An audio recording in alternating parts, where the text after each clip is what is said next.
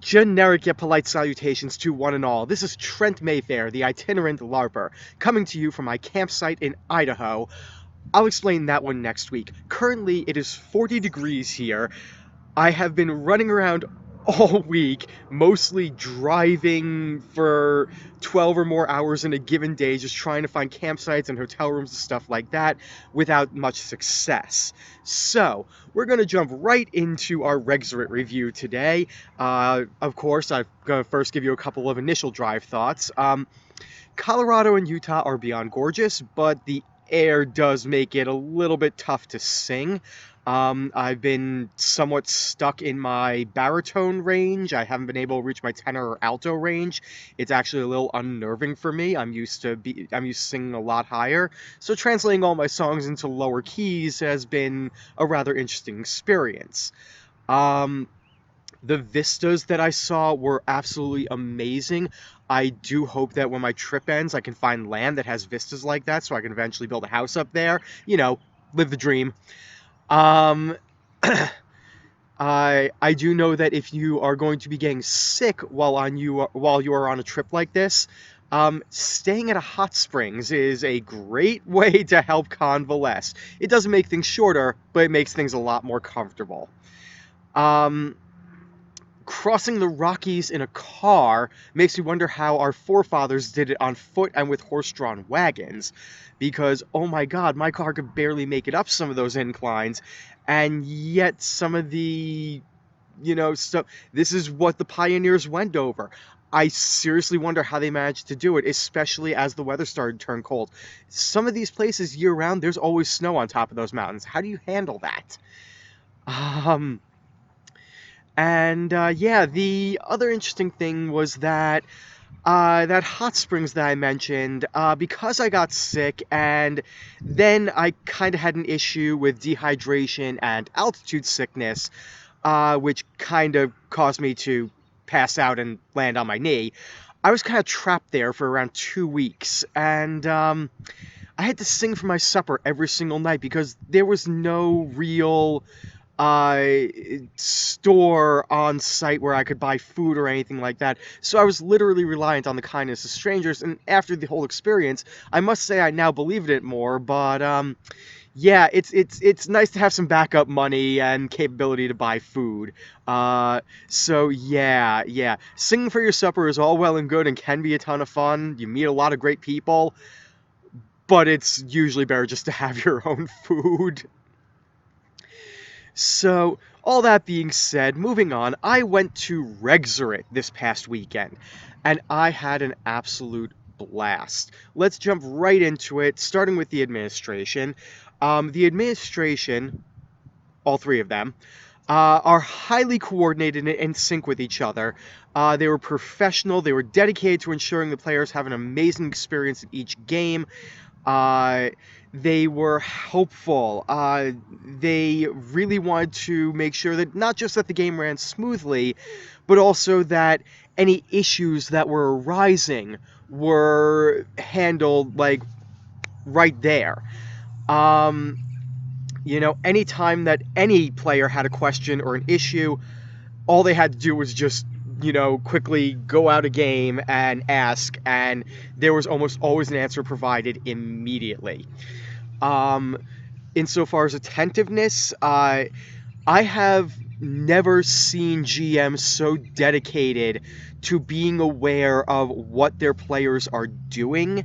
Not just like when it comes to the NPCs and the mods, but also like just kind of hanging out in the background while the players are sitting around role playing so that they actually know what's going on, what's being said, what information is being shared, and they can then take the appropriate actions to respond creatively and immediately instead of railroading.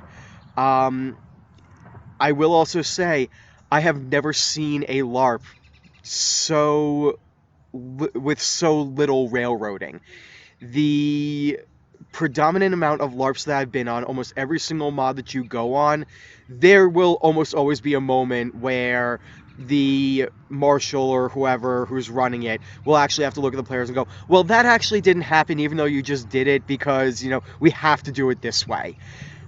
And that's always been an issue for me, to actually see a game where the GMs themselves were so dedicated to the players have the choice.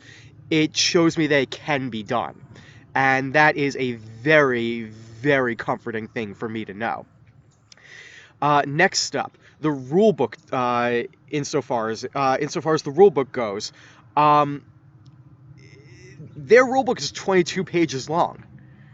Like, that's damn impressive. Um, they have magic and skills and stuff like that, but it's only 22 pages. Some concepts are a little confusing and clunky, and as you play through the game, ask for help from your fellow players. You'll get the hang of it soon enough. Like, it's just things that don't translate to words very well. You have to actually experience them to understand how they work. But the GMs even mentioned to me that they are working on cleaning up the language for that as well. So by the time that other people get around to there, who knows? We'll see what happens.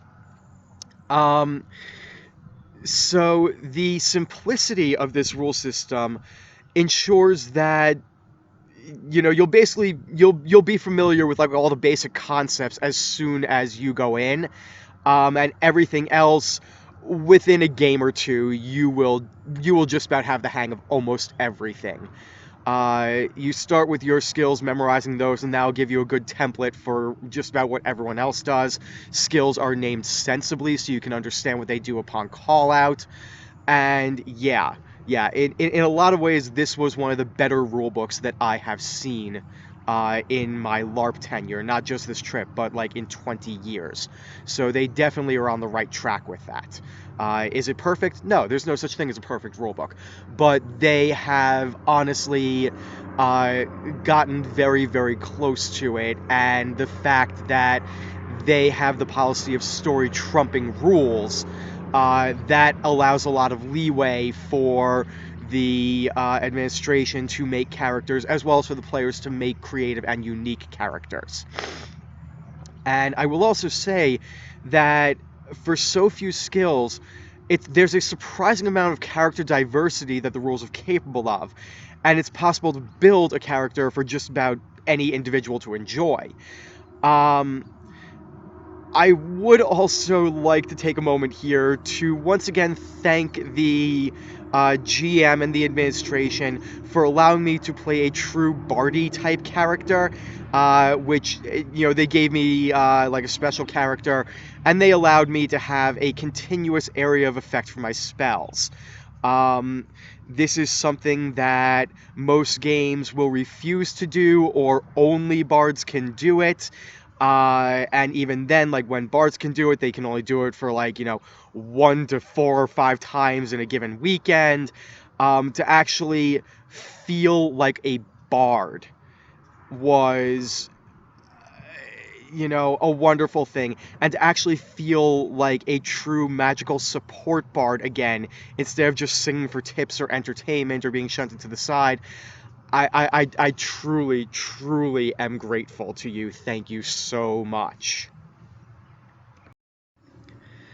Now, insofar as the player base goes, so the player base is extraordinarily open-minded, but they are very immersed. And so when I was literally dropped into the game from the previous dimension that I had been in, uh, the players confronted me with swords and questions and forced me to earn their trust. This was a wonderful experience for me. I mean, I'm used to going in, singing a dirty song or two, and everybody loves me, but that's basically how they know me, and the only thing they come up to me for after that. This group actually confronted me. They wanted to know who I was. They wanted to know my backstory, in great detail. They wanted to assess whether I might pose a threat to them and whether or not they should deal with me in a violent manner or welcome me into the fold or however. I mean, it was true roleplay, and how I have missed it. Insofar as new player treatment, um, I don't believe that there were any other new players there, but what I heard from other players is that yes, it's an open and welcoming group, and you will absolutely be accepted into the fold, but your character does have to prove themselves not on the side of good, but willing to act in the interests of the town before they will actually be fully accepted by the group. Um, insofar as like just a general game sense, you do have to show that you are able to immerse yourself maturely and responsibly in that world, and you have to be willing to play along.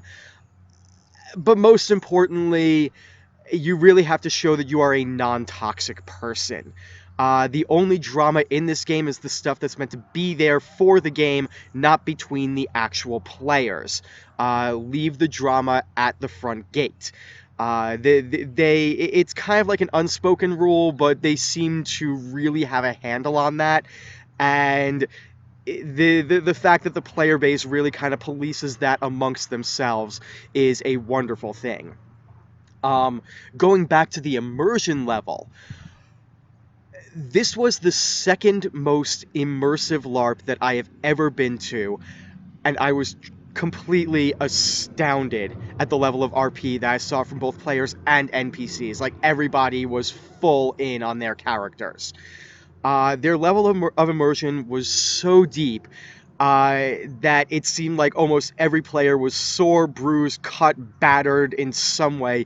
Even more so for the GMs and the one who played the primary villain of the game. Like, some of the bruises that she had were amazing, and they weren't from other players. They were because she was throwing herself onto the ground and onto rocks and stuff like that. Um, the GMs would also routinely check in with the players to ensure that everybody was okay and limits weren't being pushed too hard. Players also routinely checked in with each other on that same level. So there was a real sense of community of just, hey, are you okay? Is everything okay? Are we good? Are you good? Should we, do we need to de-escalate? Can you keep going? Should we push it further? These are important things that most LARPs tend not to think about because they're so busy running the game, or players are so busy like going off on their own quests and stuff, that it does sometimes slip our minds to just kind of turn around and go, hey, quick out of game. Are you okay? Is this just roleplay? Okay, cool. Um, the only way that I could honestly see them gaining any more immersion in the game would be for them to find a permanent site to run out of that allows for more customized buildings and stuff like that. But they have a relatively small player base as is, and it would be an unrealistic and financially irresponsible thing for them to do at this time. When they have 2 to 3 times the current players that they have per game, I hope that all of them are paying not just base fee, but extra fees and everything like that, so that they can work towards that private land and really aim for that top level immersion. Now, insofar as my overall experiences go, what I learned from observing the game is that my original hunches were right, and that players should control where the story goes at all times. And it is the responsibility of the GMs to know the decisions and actions that were made and to react accordingly to them, not to stifle them. Within reason, of course. Like, you don't want the medieval world suddenly having, like, mechs and trains and stuff like that running around.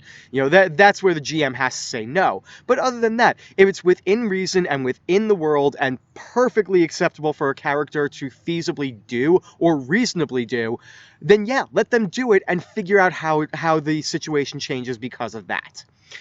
What I learned from the players... the more wild the emotional roller coaster ride, the more the players seem to love it. To quote the story GM of Rexerit, if one of you has not broken down in tears by the end of this weekend, I didn't do my job right. Yeah, that was an interesting thing to hear, and then to see the players, like, absolutely loving the fact that they were being brought to tears, the fact that they were being brought to extreme anger, the the reactions of the players indicate to me that it's not about keeping the players happy. It's about giving the characters realistic emotional experiences to react to, so that way the character feels that much more real. So, what I learned from the GMs: dedication to reaction requires eyes and ears on the players at all times.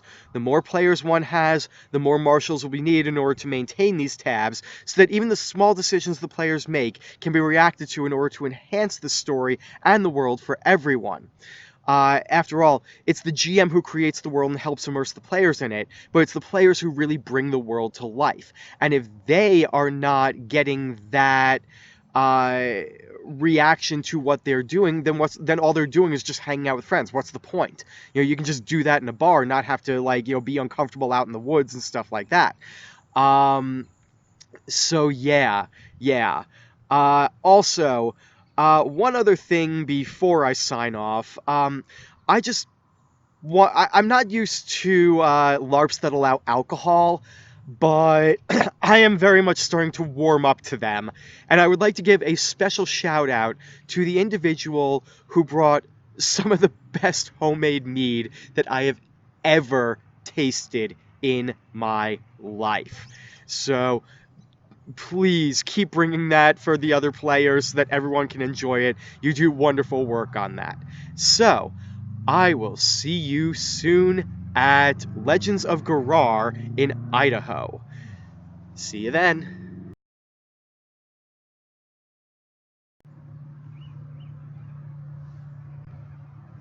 Okay, one more time as promised. We're gonna drink and fight and drink and fight and drink and fight some more. It doesn't matter which you choose, you'll end up on the floor. So grab your friends and neighbors and punch them in the eye and raise another glass and sing the Roark lullaby. Have fun, everyone.